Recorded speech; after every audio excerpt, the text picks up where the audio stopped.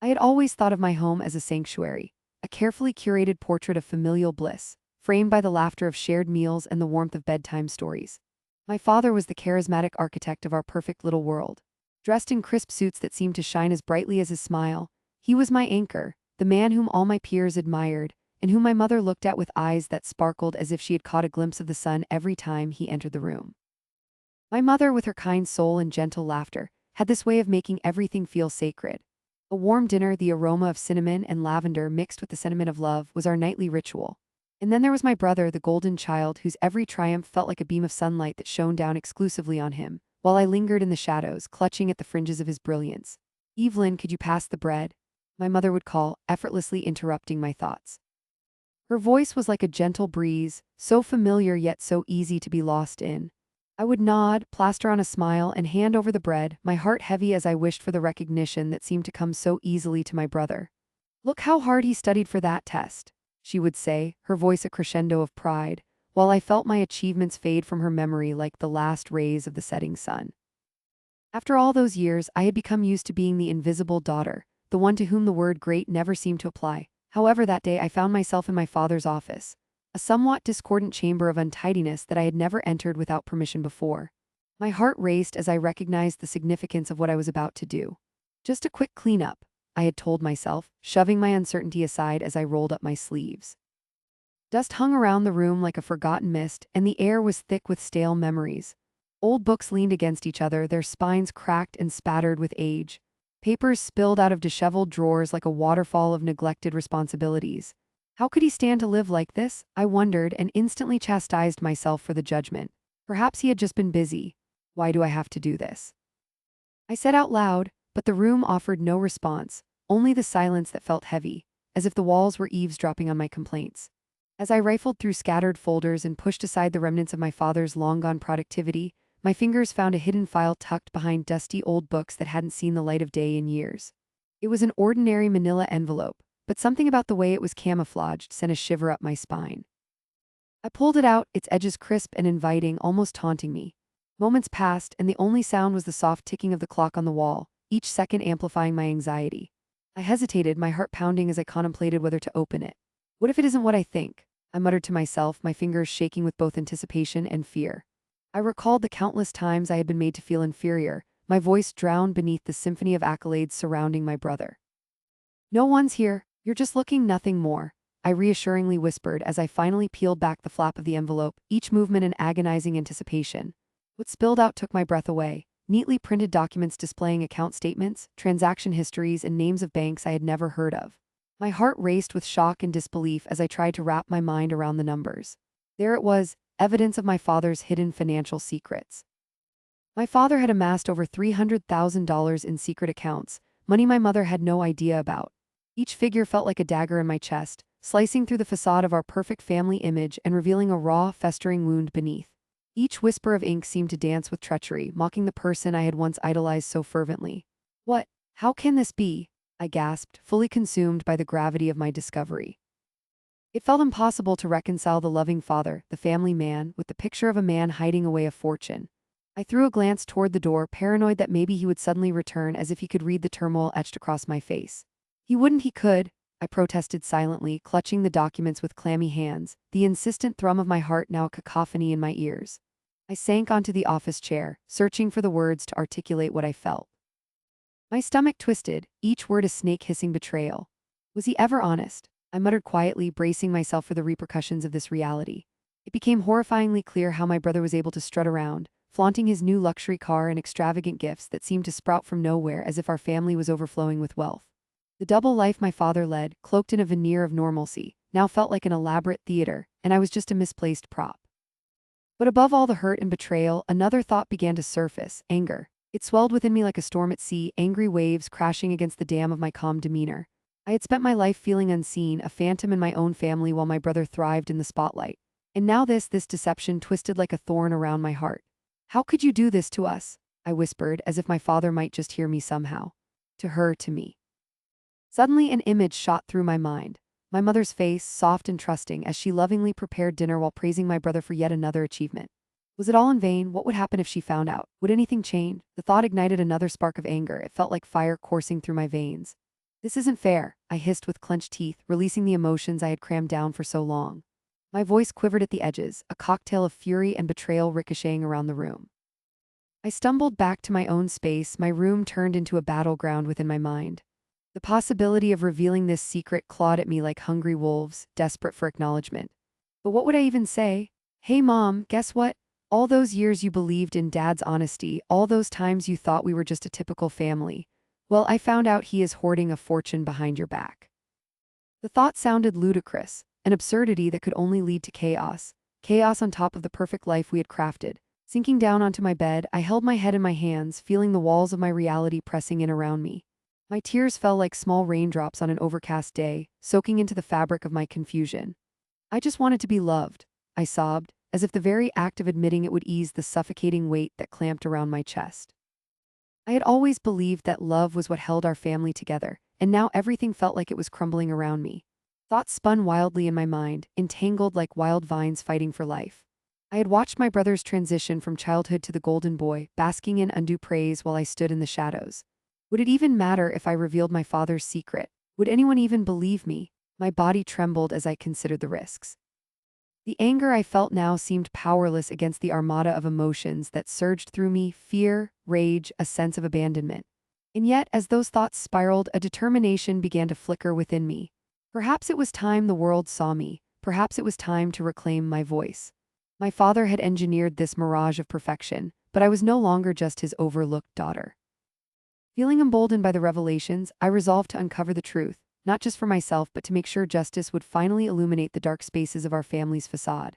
No longer would I cower in silence. My family had lived a lie long enough, and I now held the key to shatter the meticulously painted picture that had hung above us, a canvas speckled with deception.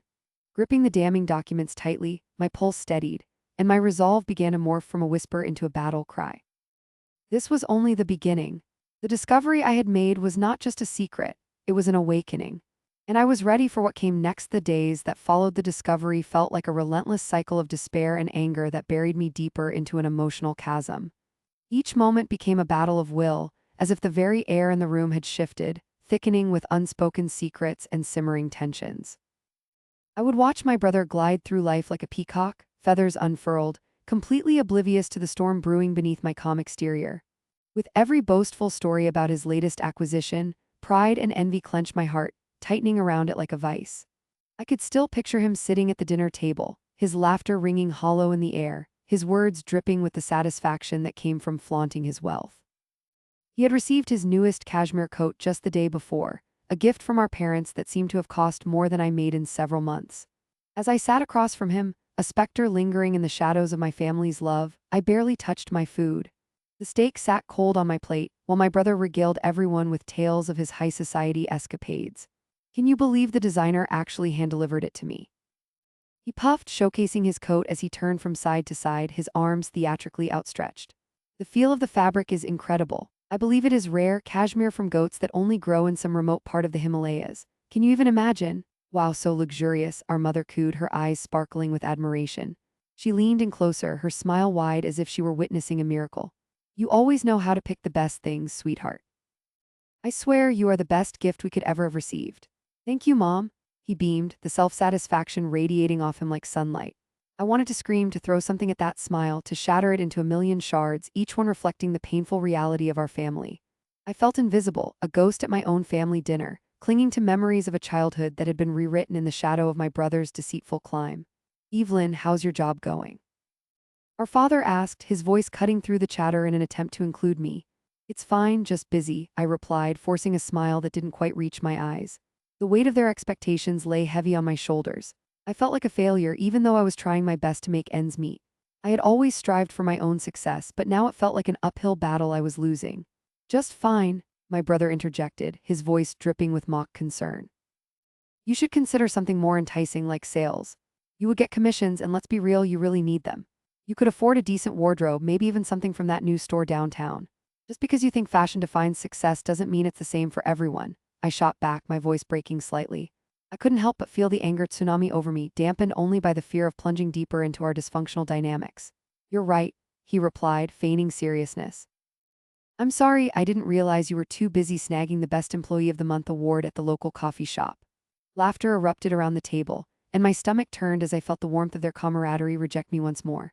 My brother's terrible humor was the punchline, and I was merely the failed joke that refused to elicit laughter. As dinner progressed, the air thickened with my unvoiced grievances.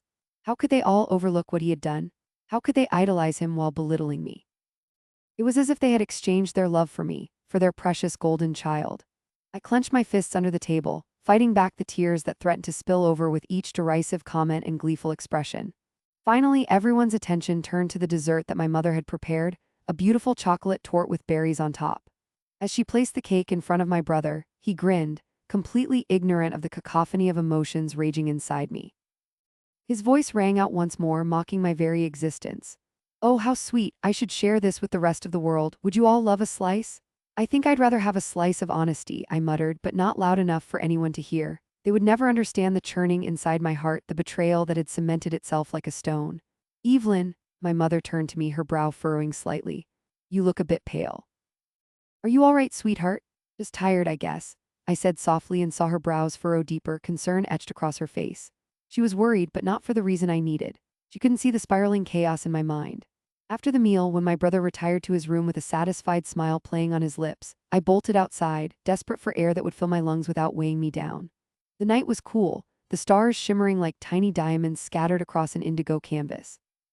I inhaled deeply, desperate to rid myself of the stench of my brother's hollow triumph that clung to my skin. A clock chimed in the distance, marking the hour, and I realized time was slipping through my fingers like sand, consuming me in its relentless flow. As I gazed up at the stars, each one reminding me of his glamour and my invisibility, anger bubbled just beneath the surface. How could he be so ungrateful? How could my family not see him for what he really was? I needed to confront the hidden truth, but a slow suffocation kept me from moving forward. In that moment, it struck me like a bolt of lightning. I thought about the conversations we used to have, the closeness that had drifted away like dandelion seeds on the wind. But how could I reclaim what had been lost without resorting to revenge? I felt sick to my stomach at the thought. Still, every idea I tried to conjure up was feeble, as if half-formed dreams flickered and faded before my eyes. There was a dark satisfaction that came with plotting revenge, the notion that I might repay the family's betrayal in a way that would give me back my voice. But it was overshadowed by the gnawing realization that nothing would truly heal the cuts carved into my heart. Why does he get to live this lie?" I whispered to myself, frustration pouring from my lips. "What about me?" My thoughts spun like a web, and slowly a plan began to unravel in my mind, but it felt so wrong. Revenge can be a double-edged sword, and I was terrified of the consequences. As the night deepened, the darkness wrapped around me like a cloak, whispers of vengeance swirling through the air like the soft rustling of leaves in a nighttime breeze. I recognized the danger in it, knew how it could shift everything, but something primal stirred within me. Time was ticking, and we only had so many heartbeats left before the lies suffocated my chance for freedom. My stomach twisted into knots as I realized I needed a catalyst, something bold enough to awaken the truth from its slumber, to bring the family together once more, even if it meant bringing ruin along with it. What would it take for me to stop being the ghost in my own home? I steeled myself, knowing that whatever came next would change everything, like a hurricane tearing through a quiet village. Each tick of the clock sent the gears of my mind whirring into action, pushing me to discover answers I had buried deep within. The anger was no longer merely a weight on my shoulders. It was a flame demanding to be set free. The plan, whatever it would ultimately shape into, began navigating through the ruins of my shattered resolve. I needed something, anything, to ignite the truth once and for all. As the chill of the night settled deeply around me, I whispered to the universe that I was ready to rise from the ashes of my suffering. I would allow the fire of vengeance to restore my voice, even at the risk of burning down everything else. In that moment, with the moon casting its pale light over the stillness of the night, a flicker of hope bloomed within me. The growing divide would no longer intimidate me, it would be my fuel. I may not be seen yet, but soon enough I would reclaim my place in this twisted family narrative. And they would hear me, I crouched against the peeling wall of the narrow hallway, my heart pounding like a drum in a silent abyss. The cold of winter seeped through the cracked window, filling the air with an icy bite that I barely registered against the hot shock rolling through my veins. Their voices drifted from the living room, muffled at first, but slowly crystallizing into a clear articulation of betrayal that sent shivers racing down my spine. "Honestly, it is the best course of action," my father said, his voice smooth, laced with confidence, as if he were discussing a simple business deal rather than a matter of family and heart. "Ethan needs the support right now. He is at a critical stage with his career, and with the wealth we've accumulated, it only makes sense to help him succeed. Ethan, my brother, my mind twisted around his name like a noose as I felt each word grind deeper into my chest. The privilege, the endless support, it was like a symphony being played, and I was the ghost in the shadows, haunting the notes and left to fade in the dissonance. Do you really think it is wise, though? My mother's voice quivered with unease, slicing through my fog of anger. What about Evelyn? What about her future? The tender concern in her tone was almost a balm, but it left me feeling emptier than before, an afterthought tossed to the side. Do not worry about her, my father replied, his dismissive tone stung like a slap. Evelyn is independent, she'll figure it out. We need to focus on where the money can truly make an impact. My chest burned, the words wrapping around me, squeezing, suffocating. Cannot waste it all on someone who does not have the same drive. A lump formed in my throat, hot and painful. I couldn't breathe. The frozen air seemed to thicken with an unshakable reality. I was nothing. Nothing compared to Ethan, who was glorified and elevated, spun into a golden child in the eyes of my parents. Tears welled up, burning my eyes and blurring my vision. The fire in my chest grew hotter, swirling with fury at both the injustice and at myself for allowing this to happen for so long. Suddenly, I pushed myself off the wall, my heart thrumming fiercely against my ribs, a war drum rallying me forward. I stormed into the living room, the bright light stinging against my eyes as I narrowed my focus on the two figures that represented my prison. How could you say that? I shouted, the sound spilling from my lips like boiling water. How could you favor him while I stand here invisible? I'm your daughter too. My words hung in the air as they turned to face me, wide-eyed and startled. My father's brow furrowed, and I caught a glimpse of confusion mixed with irritation shadowing his features. My mother's face flickered with alarm, and I could see her words turning over in her mind, searching for the right way to respond. Evelyn, this is not what it seems, he began, raising a hand to calm me, but I would not be tamed. I stepped closer, driven by an unfamiliar reserve of strength. The wounded animal inside me had transformed into something savage. I heard you, I spat, feeling the heat of rage propelling my voice. I heard everything, just dismissing me while you throw money and supported him. I can't believe you could be so blind. I am not just some backup plan for your family. I never said that, he protested, a hint of defensiveness creeping into his tone. No, but you don't have to say it. I yelled, my pulse hammering in my ears. Your actions scream louder than any words you could ever utter. You've labeled Ethan the special one, and I stand alongside waiting for scraps. Do you even see me at all? Silence enveloped the room, thick enough to cut through. My parents exchanged uneasy glances, a silent conversation flaring between them like a lightning strike. I wanted to scream, to shake them, to pour the entirety of my pain onto the floor and watch them drown in it. Evelyn, that's enough. My father finally snapped, the veneer of calm cracking around the edges. You need to understand the bigger picture. You don't know what we have been through, the sacrifices we make to ensure this family thrives. What sacrifices? I challenged, an incredulous laugh bubbling up. You sit in your cushy office while I fought tooth and nail for your approval. You can't possibly understand what it feels like to stand in the shadows time and again watching the light illuminate only him. This is not just about us. My mother chimed in softly, her face a mask of concern. Ethan has been struggling and we want him to have every opportunity. It doesn't mean we love you any less, Evelyn. No, I challenged, my voice lower yet razor sharp. Then why do I feel it every single day? Why do I feel like I'm drowning in this house, like a phantom drifting through the halls as you two work tirelessly to shower attention on him? I don't want your empty reassurances. I want you to actually see me, to hear me. The hurt reflected in their eyes only fueled my fury, spinning me deeper into the darkness of betrayal. I was done hiding, I was done waiting to be acknowledged. I didn't want their sympathy now, I wanted action, I wanted revenge. Evelyn, please calm down, my mother urged, her voice trembling slightly. We can talk about this rationally, talk, I interrupted disdainfully. How is that supposed to change anything? You put a price tag on love and I can see it. Your pseudo-affections don't mean anything when you turn away from me every single time I need you. Language. My father's sharp voice cut through the air as if my choice of words had crossed some unseen line. I can be as disrespectful as you like, because this is not about manners, this is about the truth. You both hide behind your walls of righteousness while I bleed out right in front of you. Evelyn, stop. My mother pleaded, her face pale, the worry lines deepening around her eyes. We love you, you know that. Do you know how that feels? My voice wavered, rage and sadness twining like threads in a tapestry. You say it, yet I remain but a footnote in your lives. What is love if it is just words meant to subdue me? I am tired of making excuses for you. I am tired of playing second fiddle in my own life. The silence that followed was thicker than the winter chill outside. I watched as my father's facade cracked further. The inability to defend the truth burned in his gaze. You are being unreasonable, he bit out, frustration lacing his tone. Unreasonable, I echoed scornfully, taking a step toward him, my gut churning, my heart hammering wildly. I am being utterly reasonable. I have finally found my voice and I refuse to be silenced by your ignorance any longer. What do you want? His voice shifted, a mixture of anger and something softer, deeper.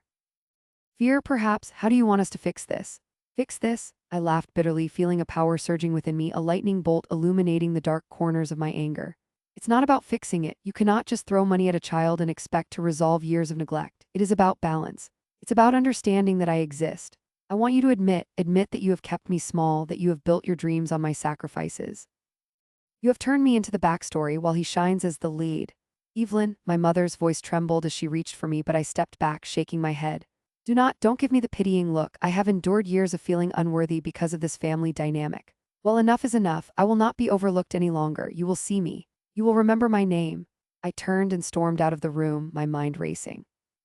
The heat of the argument pulsed through my body, igniting a new resolve within me. As I crossed to my room, my skin prickled with the power that rage had summoned. It was all crystal clear now. I couldn't keep hiding in the shadows or drowning under their expectations. I would carve out my own identity, my own future. But first they would pay, their complacency would not go unpunished. As I closed the door behind me, sealing off the world, a chill wind blew through the window, whispering promises of what was to come. A drive, an ambition igniting a fiery path. I had been wronged, and this pain that coursed through me, it would not be forgotten. It would fuel my vengeance. I crafted my plan with precision and ruthless clarity, savoring each moment of its execution. My meticulous preparations led to this very moment, a family meeting meant to discuss inheritance. But this would be anything but a mundane discussion. While shuffling through dusty old boxes in the attic a few weeks before, I had stumbled upon those financial documents, hosting secrets that had festered like an open wound.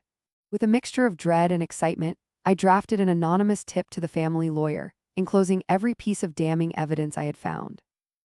As the day of the meeting approached, my heart became a chaotic metronome, echoing the manic excitement coursing through me. I settled back in my chair, taking a moment to breathe as I scanned the room around me. The family meeting took place in my father's study, a space imbued with memories both warm and cold. Leather-bound books lined the shelves, their spines gilded with gold lettering that caught the light from the large window. The scent of polished wood mixed with traces of cigar smoke lingered in the air, a reminder of my father's corporate dealings and clandestine meetings. Ironically, it felt more like a tomb than a haven. I could hear my family laughing, their buoyancy reverberating against the walls, blissfully unaware of the storm I was about to unleash. My brother leaned back in his chair, his confidence palpable as he tossed a casual glance my way. "You ready for this, Ev?" he asked, smirking. There was a glint in his eyes, a careless arrogance that had been nourished by years of privilege. He always treated me like I was the inconvenient little sister who existed merely to amuse him. I forced a smile, which felt more like a grimace. The irony of his question was almost comical. How could he be so unprepared for the reckoning about to unfold? Just as the lawyer arrived, I felt a sense of calm envelop me. He was a middle-aged man with thinning hair and a voice that somehow managed to convey both authority and warmth. He greeted everyone with a polite nod, unwrapping a briefcase that seemed to weigh heavily on his shoulders. I wondered if he realized the magnitude of what he was about to reveal. "Thank you all for gathering today," the lawyer said, wiping a bead of sweat from his brow. "We have some important matters to discuss regarding the estate." I leaned forward, heart racing, as he pulled out the stacked documents. Each page seemed like a countdown to the explosion of truth. As he began unfolding the papers, I could feel my insides nodding with a thrilling anticipation. "I received some information recently that requires our immediate attention." My father's eyebrows knitted together, a flicker of confusion dancing across his face. I seized that moment, tasting my satisfaction like a fine wine, as the reality of the situation settled in. The words $300,000 sliced through the air like a hot knife through butter. I could almost hear my brother's sharp intake of breath as the lawyer continued, each syllable slamming into the room. "These funds were hidden away from both your mother and you," he stated, eyeing my father and brother with a steady gaze. I leaned back slightly, allowing myself a brief moment to absorb the reaction unfolding before me. The color drained from my father's face as he clenched his jaw, veins under his skin standing out starkly, like a man true to heart who was caught red-handed. In stark contrast, my brother's face twisted into incredulous anger, teeth grinding audibly as he tried to process the betrayal his mind couldn't quite comprehend.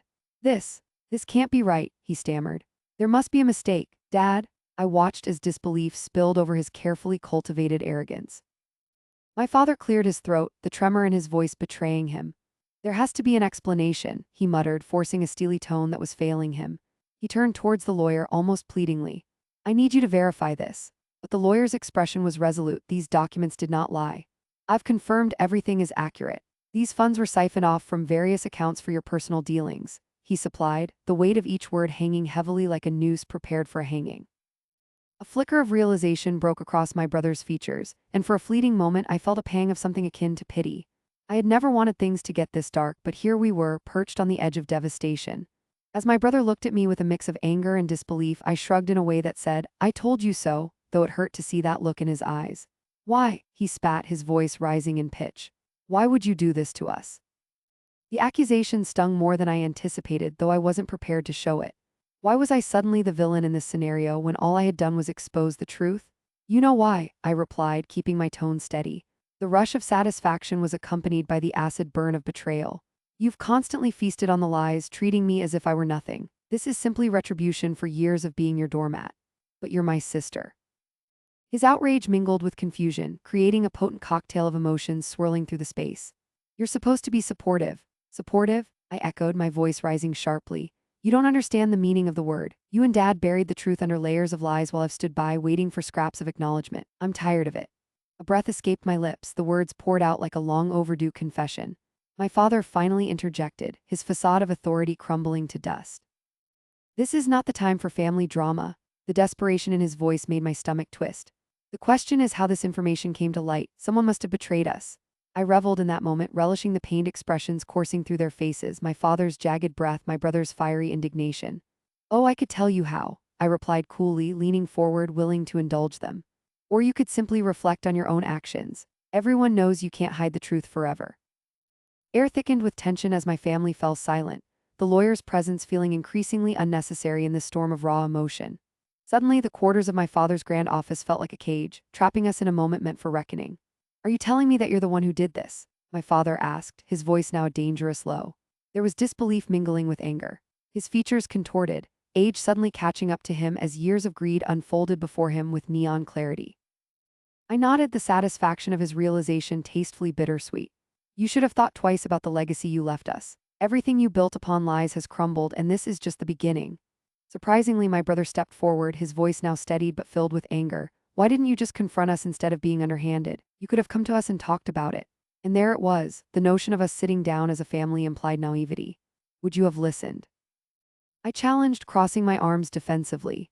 "Your arrogance built a wall so thick I had to breach it however I could." With each passing second, the atmosphere transformed, suffocating us in the waves of tension and spite. My father's hand curled around the edge of the desk, knuckles turning white with barely controlled rage. "We are family. You should partner with us, not against us," he hissed, desperation clinging to his every word. Despite the chaos swirling around us, I felt a semblance of calm wash over me, grounding me in my truth. "Family, you wore that title like a badge of honor while backstabbing your own. Make no mistake, this isn't just about inheritance anymore. It's about accountability and standing on the wreckage of your dishonesty." "I can't believe this," my brother shouted, shaking his head in disbelief as if trying to shake off some nightmarish vision. "We trusted you all those years." "Yes," I interrupted sharply. "You trusted me to remain silent. You took my silence for weakness." The escalation burned hotter. "You thought I would just sit here, your punching bag, while you filled your own pockets without a thought of what it cost me." As the realization settled in, I watched the scales tip in my favor. Their confidence had shattered like glass, and the shame that wafted from my father was palpable.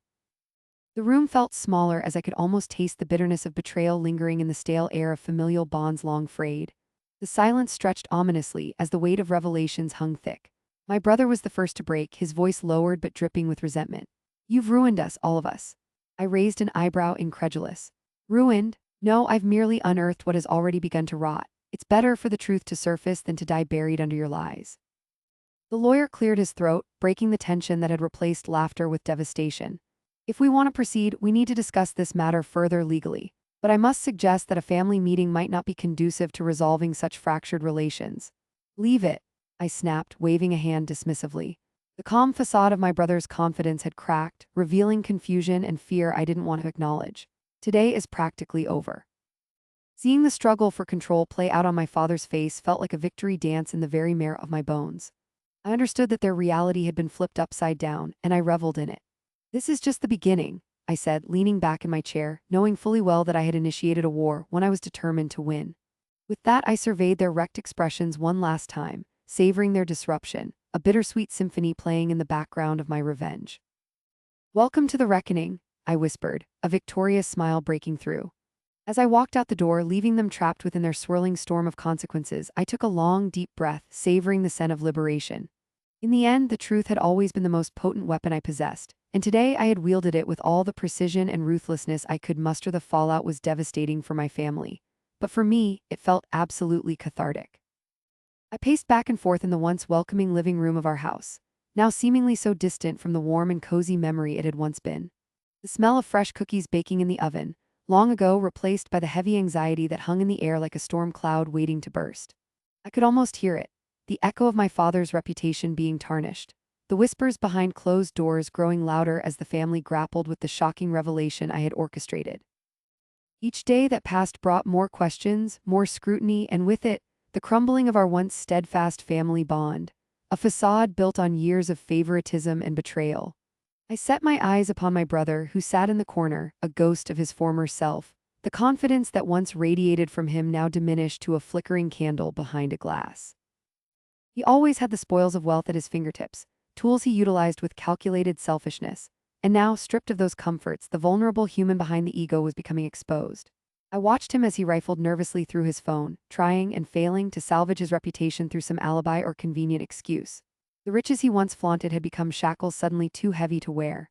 Watching the life drain from him, evaporating like morning dew under the sun, was thrilling. A weight lifted from my chest that I had carried for years. What do you want me to say, Evelyn? That I am sorry? It is too late for that.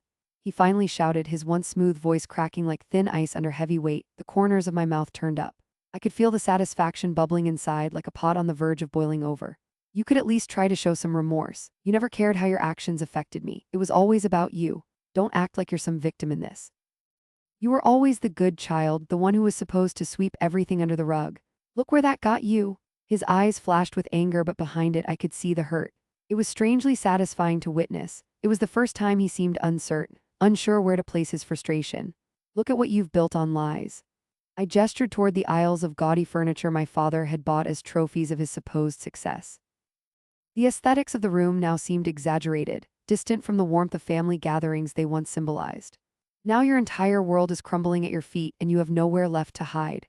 He shot me a glare, almost as if trying to summon the remnants of his bravado, but it was lacking the fire that once made him intimidating. And you think you're winning? He spat out, the edges of his voice so sharp they could slice through the tension. You think exposing our father makes you some kind of champion? Champion? No, I don't need a title, I replied, my voice as steady as iron. I have claimed my autonomy, my identity. You will see exactly what I've become. Ironically, while they struggled without the cold hard cash that once wrapped around them like a protective armor, I discovered peace within myself. It surged through my veins like electric wiring igniting in a dark room. I had taken a stand. I used to be the neglected child, lost in their wake of illusion, but now I felt the strength building, unfurling in me like a freshly bloomed rose after a cruel winter. How can you be this cold-hearted? My brother clenched his hands, the knuckles turning white as he fought to hold on to the unraveling threads of control. Can't you see the pain you're causing? I met his gaze, feeling the walls of that once unbreakable fortress between us finally bending and molding under a different kind of pressure. The truth. Pain? Good, it's about time you felt a fraction of what you put me through. For years I watched our family's foundation rot away while you reaped the benefits. Don't act like you have moral high ground here. He yelled, the discomfort radiating off him so palpable I could almost taste it. You're nothing without the family name. Funny because I finally feel like something more than just the good child or the shadow of your achievements, I retorted. I feel like I can breathe again. He shook his head disbelievingly amidst the confusion playing out across his face.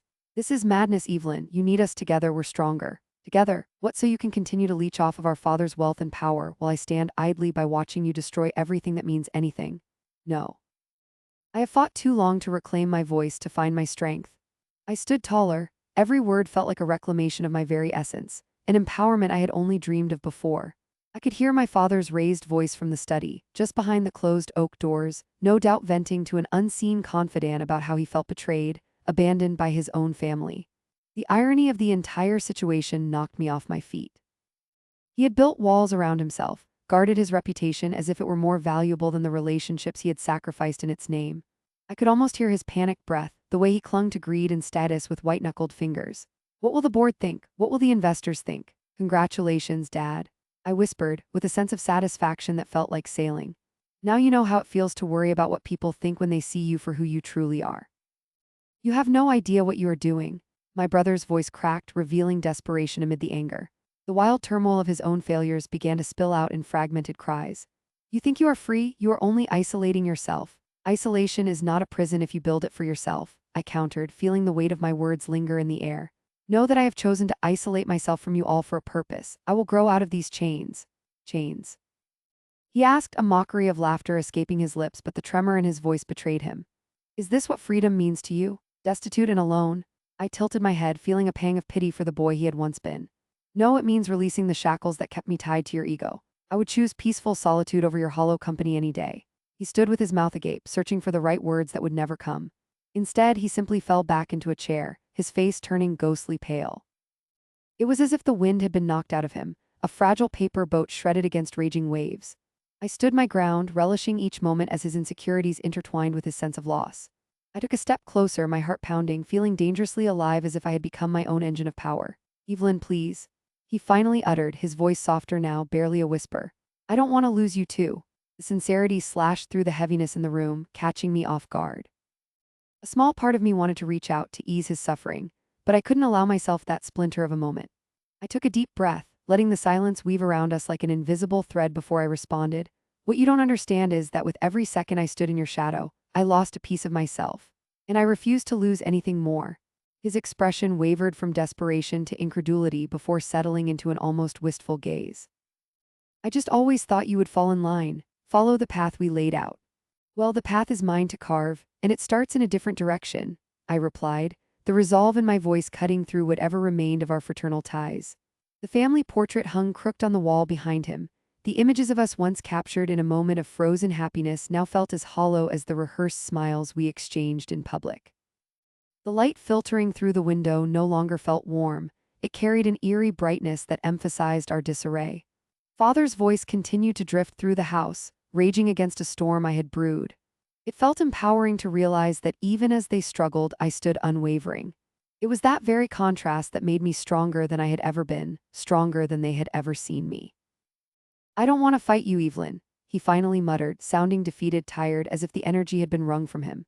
It struck me how deep his struggles ran. For the first time, I saw an opportunity for healing lurking beneath the rubble of our broken family. I don't want to fight either. I want you to see the truth, to reclaim your life. We have both long been invisible behind a veil. My voice softened, failing to mask a hint of urgency, and perhaps a flicker of compassion. If nothing else, I hope you can learn to forge your own path rather than relying on the ruins of ours. Silence enveloped us, heavy and contemplative. I could see my brother searching for answers, perhaps even a hint of hope, but the shadows remained. The plate of cookies, once a symbol of family gatherings, now lay untouched on the table, a testament to all that had crumbled. I just wanted you to be proud of us, he sighed, sounding defeated but barely at arm's length, barely reaching. Pride must come from authenticity, from who you truly are, not from empty achievements. I turned, forcing myself to face the picture on the wall again, a painful reminder that our paths had diverged into shadows, and it was only now, as I struggled to carve my own way out of that darkness, that the light began to seep through. I will always be your sister, I said finally, feeling an unexpected warmth growing within me despite the ache in our family ties. But I am not the girl you think you know anymore. I am forging my own path, and I will help you reclaim yours if you would let me. No sooner had the words left my mouth than I felt a transformation swell in the air, and the fissures that had driven us apart began to echo a way forward. As I departed that room, leaving behind a broken image, I realized the liberation was not merely in the revenge, but in the act of breaking free from their shadows and forging a path toward my own identity. The finality of it all sat heavily yet comfortably on my shoulders. I felt the rich currents of freedom rushing past me. It was a bittersweet acknowledgement that while I may not yet know the depth of my own journey, I was finally in the driver's seat. And that somehow felt like the ultimate victory.